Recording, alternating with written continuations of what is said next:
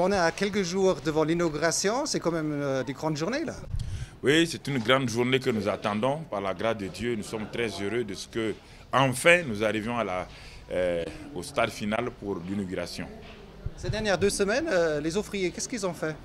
Oui, les ouvriers se sont vraiment battus sur le terrain, malgré les difficultés, les limites qu'ils ont financièrement et techniquement, mais ils se sont battus à tous les niveaux, que ce soit la maçonnerie, que ce soit les techniciens qui s'occupent des caméras et tout, ils se sont bien battus et nous croyons qu'avec cela, nous aurons un bon résultat. La climat, il est venu juste la nuit passée. Il y a certaines choses qui sont un petit peu tardives, non? Oui, il y a quelques petits problèmes qui font que, je crois qu'à présent, ils vont installer la climatisation. Cela dû aussi que, bon, il fallait dépoussiérer toute la salle afin que la climatisation ne soulève pas des problèmes de poussière pour la santé des gens. Mais je crois que tout cela est résolu par l'équipe de cette dame qui a été vraiment consacrée. Et nous avons la certitude que les choses se passeront très bien. Donc il reste du travail encore après le vendredi, donc les prochaines 2-3 semaines, ils ne vont pas être en chômage. Donc... Internet et même des bureaux nouveaux qu'on doit mettre en place et je crois que même Max TV aura la chance d'avoir un bureau ici avec nous parce que c'est... Il y a encore des choses à faire. Oui, il y a beaucoup de choses à faire parce que ça c'est que l'inauguration.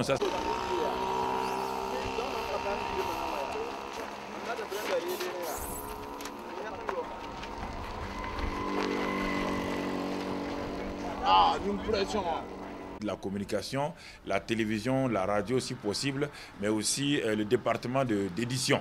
Voilà, c'est un bâtiment intégré qui regroupe 3 sections, avec la porte ouverte, mais il y aura beaucoup de choses, il y a des studios à réaménager, il y a des plans techniques qu'il faut faire, il y a aussi des aménagements au niveau de l'intérieur. Oui, mais nous savons que par l'information, celui qui a l'information domine, contrôle. Alors nous voulons aussi, les participants, Dieu a dit dominer, contrôler. Nous savons que par la presse... Je ne sais pas comment vous faites pour avoir les sous, comme on dit chez nous. Mais les sous, c'est Dieu et l'approvisionnement, c'est Dieu qui fait la provision. Et c'est pourquoi nous rendons même des efforts tout en comptant sur Dieu, sur cette foi-là. Ce n'est pas une foi aveugle qui dira, bon, on va croiser les bras, on va attendre tout. Mais nous savons et nous sommes certains que Dieu, dans sa grâce, va nous aider en faisant aussi... Pasteur, si je vous dis la francophonie, qu'est-ce que ça veut dire? La francophonie, c'est un ensemble, une communauté de langage, mais une communauté de culture qui permet aux uns aux autres, tant la francophonie européenne comme la francophonie africaine ou asiatique. C'est une communauté de langage. La francophonie aura un réveil, donc réveil, disons, spirituel, mais aussi socio-politique et même religieux. Donc, Internet dans la communion, c'est une bonne chose. C'est pourquoi, c'est justement en allant en Suisse, en voyageant, que j'ai découvert donc Max TV, que vous êtes, c'est en voyageant au Canada et dans les autres Mimavision et Mimavision et tout cela. Et nous croyons qu'avec la technique, c'est notre partenaire technique pour cette réalisation en Afrique francophone. Pasteur, à quoi sert ce bâtiment? Ce bâtiment, comme on l'appelle, c'est un Rema Media Center, un bâtiment où nous allons loger non seulement les nouvelles techniques de l'informatique principale, mais l'accent important sera sur la télévision future que nous voulons installer pour toucher le monde francophone par rapport à la parole de Dieu. Pourquoi cette vision aller dans les... Surtout par la télévision et autres, nous allons loin, nous entrons dans toutes les familles. Média, vous avez une église ici, 3-4 000 membres, certains disent même 6 ou 7 000 membres, vous avez des églises satellites. Pourquoi ajouter quelque chose avec votre vision de l'église locale? Sans avoir à nous déplacer ou les faire venir ici. Mais on sait, ceux qui veulent faire la télévision, il faut avoir des moyens, il faut beaucoup d'argent. Et je ne sais pas si de votre... Même ceux qui ne viennent pas à l'église peuvent entendre la bonne nouvelle, peuvent écouter, peuvent être impactés par la bonne nouvelle. C'est pourquoi nous avons trouvé que la télévision et la radio sont les moyens les plus sûrs actuellement pour toucher tout le monde. Grâce à Dieu qui fait la provision et nous sommes sûrs qu'il va pourvoir. Celui qui a commencé à pourvoir continuera à pourvoir et nous avons l'assurance qu'il va le faire et nous comptons sur sa grâce et nous savons que Dieu nous amènera les hommes qu'il faut, au temps qu'il faut convenable. Que Dieu les bénisse. peut-on dire que c'est une sorte d'œuvre par la foi? C'est un petit peu exagéré ou vous avancez par la foi? On peut dire, je ne sais pas comment, comment poser. Oui, c'est par la foi, mais pas une foi aveugle, mais une foi qui est assez raisonnable, une foi qui va nous demander à nous nos efforts, cela va aller de l'avant. Voilà pourquoi nous comptons sur la foi, par la grâce de Dieu.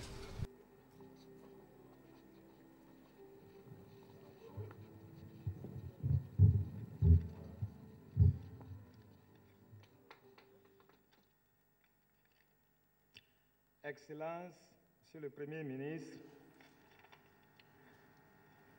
Messieurs et Madame les présidents d'institutions, Messieurs et Mesdames les membres du gouvernement,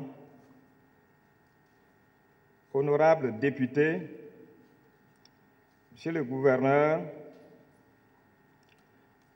Monsieur le maire de la ville de Ouagadougou, autorités ecclésiastiques, chers invités en vos rangs, grades et qualités respectifs, chers frères et sœurs en Christ, je suis catholique et je pense qu'à la communion,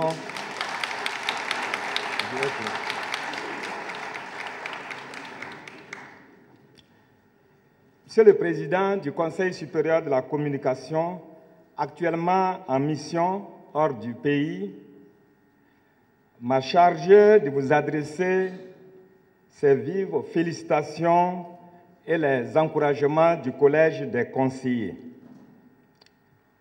Et cela pour la réalisation de ce centre de production intégrant aussi bien la production écrite, audiovisuelle, que les nouvelles technologies de l'information et de la communication.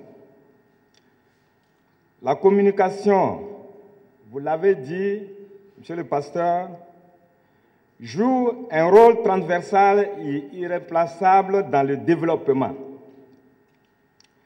Et l'intime conviction qui anime le Conseil supérieur de la communication est que ce centre contribuera à ce que des valeurs référentielles comme la solidarité, la compassion, l'amour du prochain se propagent. Et ces valeurs qui sont au cœur des évangiles constituent une préoccupation pour l'ensemble des forces vives de la nation. Pour annoncer en son temps la bonne nouvelle, le Seigneur Jésus-Christ utilisait des barques sur l'eau pour que sa parole porte au loin et atteigne la multitude de foules.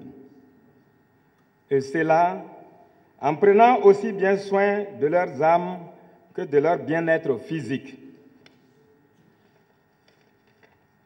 Aujourd'hui, vous utilisez les médias de masse, que sont notamment la radio, la télévision et le journal, pour les mêmes objectifs et pour contribuer au développement de la nation. Et pour ce faire, vous avez décidé de mettre en séjour une structure de production des contenus. En parlant de contenu, permettez-moi de saluer la contribution de la grande famille des croyants à la paix des cœurs et des esprits, ainsi qu'à l'ancrage du bien et de la vertu. En effet, en jetant un regard sur les émissions des médias confessionnels, le Conseil supérieur de la communication marque beaucoup de satisfaction par rapport au travail abattu. Ainsi, il y a des prédications, même des missions de conseil en français, ainsi que dans les langues nationales, qui apportent la réconciliation dans les cœurs, dans les foyers, entre époux et épouses, entre parents et enfants, entre voisins, entre composantes sociales et entre nations.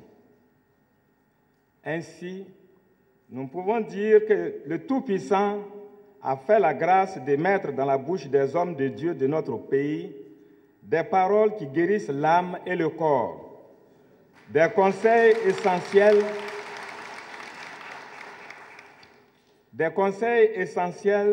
à la construction et à la reconstruction des vies. Les expressions artistiques chrétiennes, comme le théâtre et la musique, sont également des productions importantes à nos yeux. Elles contribuent à protéger la jeunesse qui est menacée par la perte des valeurs morales et spirituelles. Aujourd'hui, avec l'ouverture de ce centre, vous mettez à la disposition des chrétiens et des citoyens en général des paroles de vie et d'espoir qui vont autant nourrir l'esprit que le corps. Ainsi, le président du Conseil supérieur de la communication vous souhaite bon vent et vous renouvelle l'option de l'ensemble du collège des conseillers à vous accompagner dans votre mission de contribution au développement de notre pays. Je vous remercie de votre aimable attention.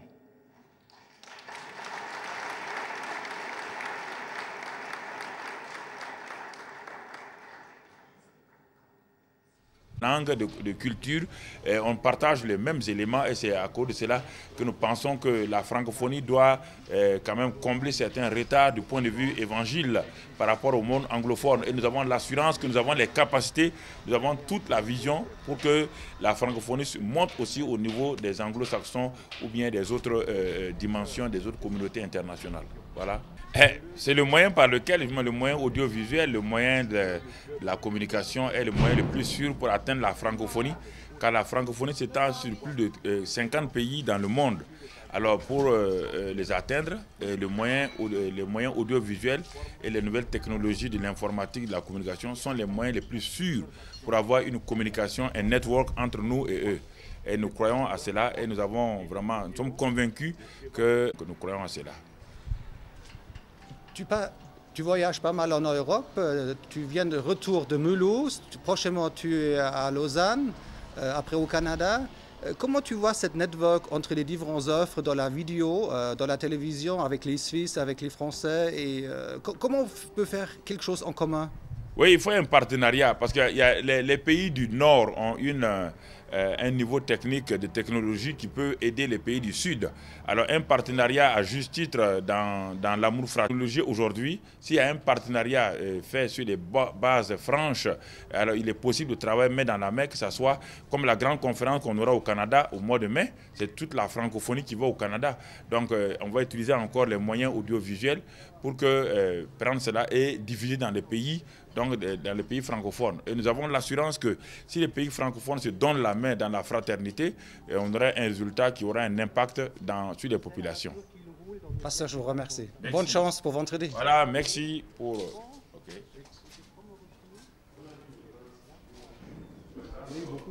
Okay. Vous-même, vous êtes pasteur. Ici, vous voulez faire un centre de médias. Ça va ensemble, l'église locale et atteindre des millions par des médias? C'est pas deux choses très différentes? Non, au contraire, je pense que c'est une complémentarité. Jésus ayant dit, faites de toutes les nations des disciples. Pour nous, c'est une grâce de Dieu de pouvoir étendre l'évangile qui sera prêché, qui sera entendu, vu et suivi au-delà de nos frontières africaines pour aller au-delà de d'autres continents. Et comme Christ l'a dit, j'ai d'autres brebis qui ne sont pas encore dans la bergerie. Certainement que c'est un moyen que le Seigneur va utiliser. Avant, quand on a inventé l'imprimerie, ceux de cette époque-là ont aussi divulgué, propagé l'évangile par l'imprimerie. Aujourd'hui, nous sommes sur les satellites, sur la vidéo. Je pense que c'est le moyen aussi que Dieu choisit pour pouvoir faire entendre l'évangile à cette visée, pour amener ces brebis en question dans la bergerie au travers d'un homme de Dieu qu'il a suscité dans un pays africain. Donc l'église locale, comme vous êtes pasteur, et les médias, ça ne vous choque pas? Pas du tout. Nous pensons que chaque génération, Dieu met en place des moyens pour pouvoir permettre à cette génération de vivre pleinement l'évangile je dirais en relation avec le modernisme de son temps. 21e siècle, début du 21e siècle, pour propager l'évangile. Je pense que c'est complémentaire. Alors bon courage, pasteur. Merci infiniment.